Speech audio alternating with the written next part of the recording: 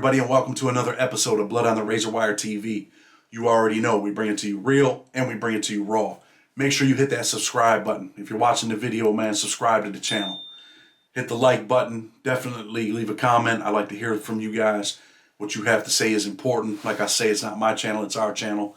So whatever input you got, I'm going to always try to respond to it. Definitely don't want you to be disappointed when we drop videos and you don't get them, so hit that notification button. Most of the time it's been working. Some people aren't getting the notifications. But anyway, the other day I did a video, right? And I had read a little bit of my book. People commented they wanted some more of that. So today I think we're just going to start off with the prologue. It's only a page and a half. And definitely got some interviews coming this week. We got some things to talk about today. So if you haven't got the book, Blood on the Razor Wire, you can get it on Amazon. You can hit us up for a autographed copy if that's what you want. But let's start with the prologue. The court must also consider the seriousness of the offense. And I think 40 years, the statutory minimum, by my calculation, reflects that seriousness. You're now 24 years of age. Even with good time, you'll be into your 60s. When and if you are ever released. Guided by the statute that says I must impose a sentence sufficient. And I think in this context, if a sentence of 40 years is not sufficient to comport with the statute, I'm not sure what is. So that's the sentence I intend to impose. That's precisely what he said. Those were his exact words. A federal district judge who, with the swing of his gavel, made it final on a cold March 2003 afternoon in Rochester, New York. All my dreams, desires, and hopes had been stamped out. 40 years in the Federal Bureau of Prisons for drug dealing, low-level drug dealing. I'm sure I'm not the only person who thought only killers and rapists received those types of sentences. That day, I found out I was wrong. I'm being led from the courtroom. I look back to see my mother crying, and I read her lips. I love you, Chad. I taste the salt from the first teardrop running down my face. I feel the clamps of the cold metal handcuffs bite my skin. My mother disappears. I wonder to myself if that will be the last time I ever see her. That's what the judge said, right? He said, if you're ever released. I was 24 years old and sentenced to 40 years in the Federal Bureau of Prisons, man, for selling crack cocaine. Anybody that's watching this video, if you've been sentenced in state prison or been sentenced in federal prison, you got 10 years or more, or 15 or 20, 40, 50. Some dudes might be watching this from their cell phone, got life sentences. You know what it feels like, man. You know what it feels like to wonder if you'll ever see your mother again, right? If you'll ever get to hug her again or touch her or, just be normal. Crazy feeling, man. And when you get that type of sentence, man, it's hard to explain in words because if you've never been before a judge and got sentenced to a significant amount of time, no words can explain what it feels like inside. None. Nothing. The only way that you could ever know what it feels like is if you put those shoes on and had to dance that dance. And right from that day you start to wonder, like, damn, man, I really do want to get out. Even though it's 40 years, at some point I want to get out. Then you start to wonder, damn, he said I'll be well into my 60s. Go to prison at 24 and get out well into your 60s. I don't know, man. How do they expect a person to make it after doing 40 years in prison? How are you going to walk out into society and be successful? Virtually impossible. I don't care what anybody says. In my mind, I think it's impossible. But anyway, man, we're talking about things we've seen in prison, man. Things that go on in those places. Kind of like, when you get to prison, man, or, when you were younger, you heard, there's 3 things you don't do in prison, man. You don't gamble. You don't mess with homosexuals. Don't get involved in no gangs. Maybe there's 4 things. Don't gamble, right? Let's talk about gambling today. Because I've seen a lot of things happen over gambling. Different places, different prisons. I remember being in Big Sandy and they had a gambling table outside. They had a poker game. They had a dude running that poker game, a dude named Snow. He was running the poker game for the Aryan Brotherhood, Texas. I think he was the shot caller at that time. And, Snow was just a dude that gang was manipulating. They'd send him out there and make him play poker all day. At the end of the day, they give him a cut of what they take in. They might take in $500, $800, $1,000, mostly all in stamps. What would they give Snow? Oh, they give him a quart of wine and $40 so he can go get high. Well, sometimes, man, things don't always work out, right? Sometimes Snow would be at the table, he'd be drinking a little bit, he'd get drunk, and he'd lose some money. They'd blame it on him if they had a bad day. Snow was out of North Carolina. Remember one particular day, old Snow, he had a bad day. Didn't win, lost a bunch of money. What did the ABTs decide to do to Snow? What did the Aryan Brotherhood of Texas decide to do to this cat? And this cat wasn't part of the Aryan Brotherhood of Texas. They had him believing that he was a prospect, that they were going to put him up for the gang. But really, man, he was just a dummy. He was just their lackey. The dude that they just treated like a dummy. Here, stupid, go over here and do this. Hey, dummy, go over here and stab this guy. Hey, dummy, go run the poker table. And, there's a lot of dummies in prison. A dummy's like, not just a stupid person, but he's just a dummy. Just take him and move him around. Do what you want with him. Manipulate him. And those are things that happen in prison. People manipulate people. So anyway, back to that day, man. Snow had lost a bunch of money on the poker table, and they made up an excuse that he was drunk, he was drinking, that he was on drinking restriction. Yeah, they put you on drinking restriction too. The other prisoners, people in your car, will tell you, hey man, you can't drink no more, you can't do this, this is your punishment for whatever you did. You might have acted up. So instead of salvaging their poker table, they were angry. The shot caller, Dinky, he was pissed off. So what did Dinky do? Dinky had his homeboys crush Snow. Just beat him, viciously beat this dude, man. I'm talking about he looked like the Elephant Man. Sitting down at the table, they walk up from behind him. One of the dudes hits him, boom, from the side. I remember watching this.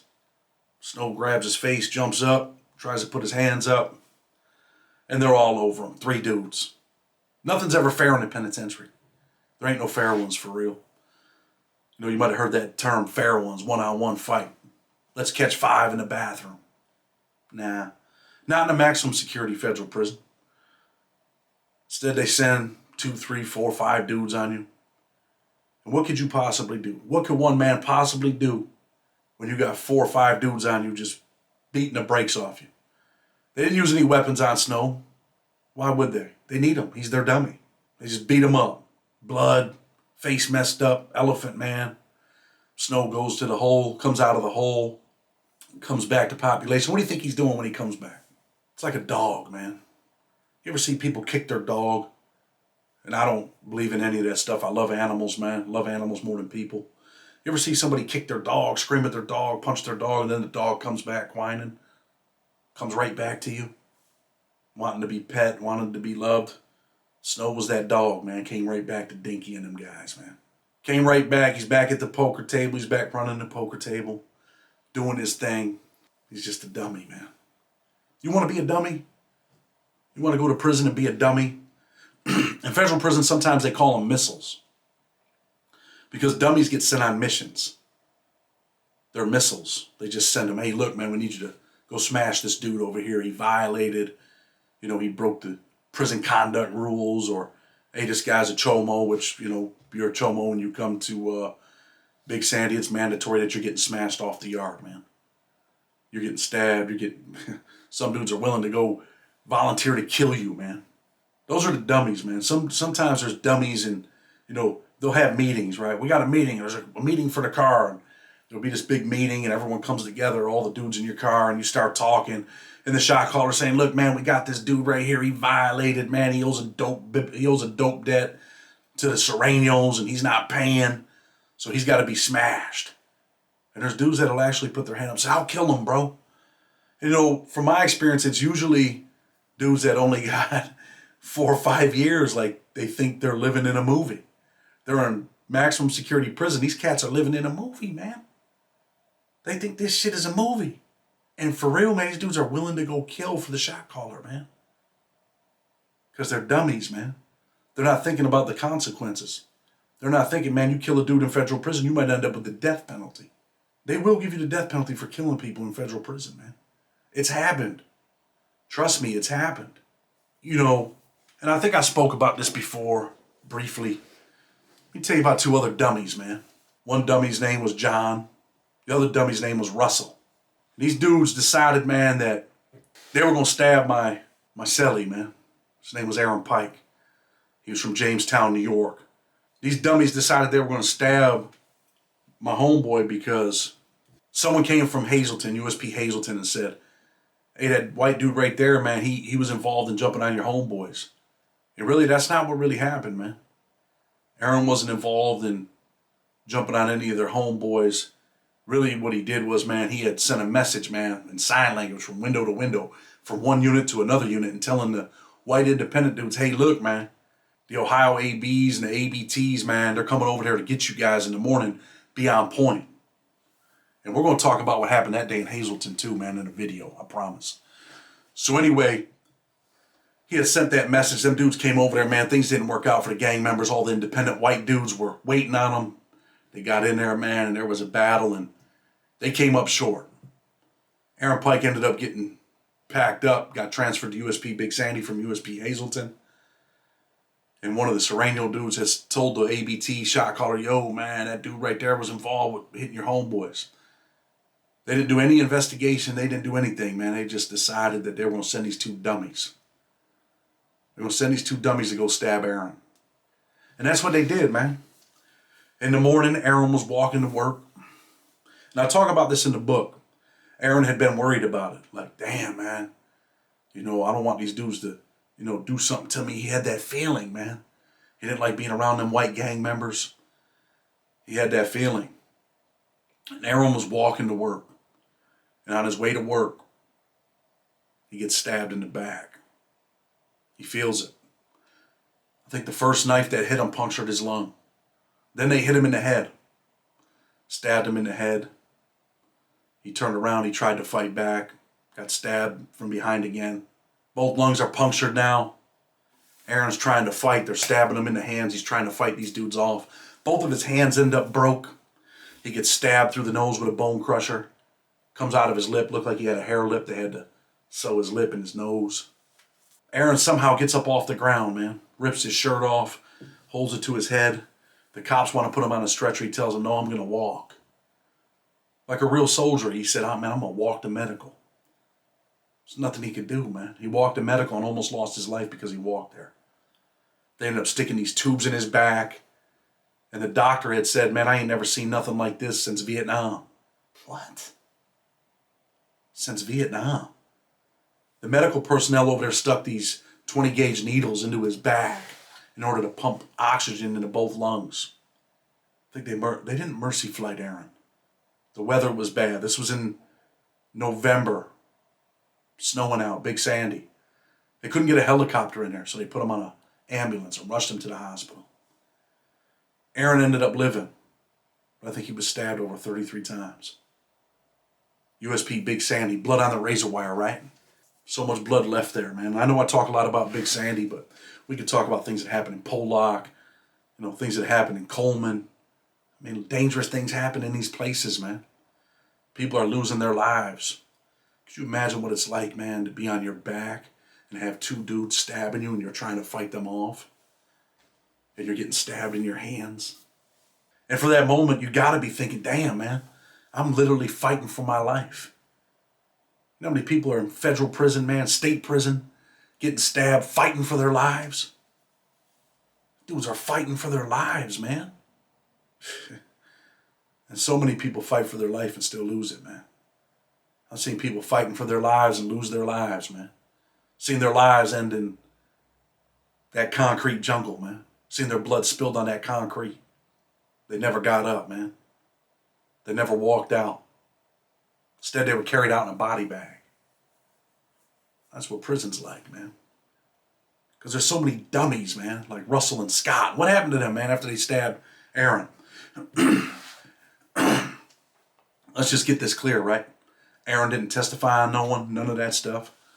They actually called Aaron as a defense witness to say that those dudes weren't the dudes that stabbed him. Those dudes were convicted, man.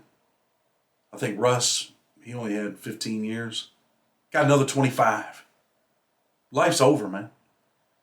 He had to be in his 30s. when he stabbed Aaron, serving 15. That might take him to 45, a good time. Now he's got another 25 years. Let's see, 45, 50, 70. So Russell Scott, that was his middle name. I'm gonna check it out and see when his release date is. Probably get out when he's like 70. Imagine going to prison at 30 and getting out at 70. It's exactly what I talked about in the prologue, right? You'll be well into your 60s, when and if you are ever released. Will Russell ever get out of prison? I don't know. The kid John, will he ever get out of prison? I don't know. Maybe not. Maybe he will, maybe he won't. I think he got 15 years because he ended up copping out. But you want to know the most ironic thing about this? John and Russ, right? Russ was an ABT. John was a prospect for another gang, I think the Aryan Brotherhood. And after they stabbed Aaron, they're all in the hole. They're all supposed to be homeboys. And something happens in another prison where the ABs are beefing with the ABTs. John doesn't know about it. The ABTs get word. What do you think they do to him in the red cage? He's living in the cell with Russ, man. They're homeboys. They just stabbed my homeboy. Almost killed him. Two dummies, right? Two new dummies. Russ and another dummy.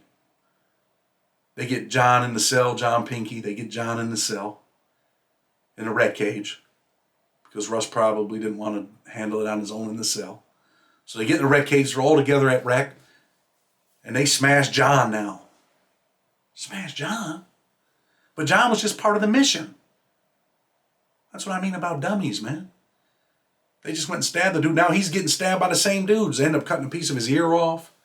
He was fighting back. Kid was a tough kid, man. I'll give him that. He was out of Minnesota, too. And became an Aryan Brotherhood gang member. Got put up. So this is the dude, man. This is the dummy. Gets smashed. His own homeboys that he was hanging out with, that he went and stabbed someone else with, that he got 15 more years for, they end up turning on him. Cutting his ear off, beating the shit out of him. Locked in a red cage. What do you think that's like? Being locked in a red cage with 3 or 4 dudes. I don't know how big them red cages are. Maybe 20 by, maybe 30 by 8 feet long, 10 feet long, wide. Well, maybe 30 feet long. And there's nowhere to go, man. You're locked in. You're locked in. And all you can do is try to fight for your life, man. And honestly, man, dudes will say what they want to say, but all that tough guy shit, that shit goes out the window, man. Because when you're in there fighting for your life, you're probably hoping that the cops come save your ass before they kill you. That's what you're fighting for. You're fighting for your life until the cops can make it there to save you, man. You don't want to be that dude, man. You don't want to be a dummy. Too many dummies in prison, man. Be a smart guy, man. Be a smart guy and stay out here, man, and be a father, man. Be a real father. Be a real leader. Stay out here, man, and help save somebody, man. Yeah, I know. People comment on the videos sometimes. Man, kids don't want to hear that. You'd be surprised, man. Some people need to hear it. Even if the message gets through to one person, man, it saves them from the pain and the agony that I've experienced, that some of you that are watching experienced. That's what matters, man. Yeah, we could put all this vicious content on here, man. We could put clickbait on here. We can do all that. And it's okay to do that stuff, right? As long as there's a message. As long as that message is touching somebody. And I know that the message is touching people, man. The message has to touch people. People reach out to me every day. Let's talk about it, man. Go look in the mirror, man. Ask yourself if you're a dummy. Because if you're a dummy, I mean, they got a house for you, man. They got a big old cell for you, man. They got you a roommate and everything. You know, some people think prison's cool. Ain't shit cool about prison. And I say that because I was one of them little young dudes, man. I thought prison was cool too till I got there. Shit got real, man. Shit got raw when that judge told me you're going to be well into your 60s. When and if you're ever released. Well into your 60s. Are you kidding me? Go to prison at 24 and get out when I'm 64? 65? How is that even possible, man? How is that okay? How do you comprehend that? And most of you know, man, I do legal work. Let me tell you something.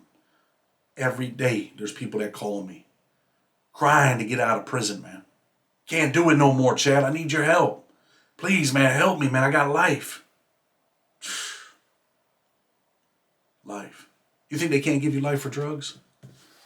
They give dummies life all the time.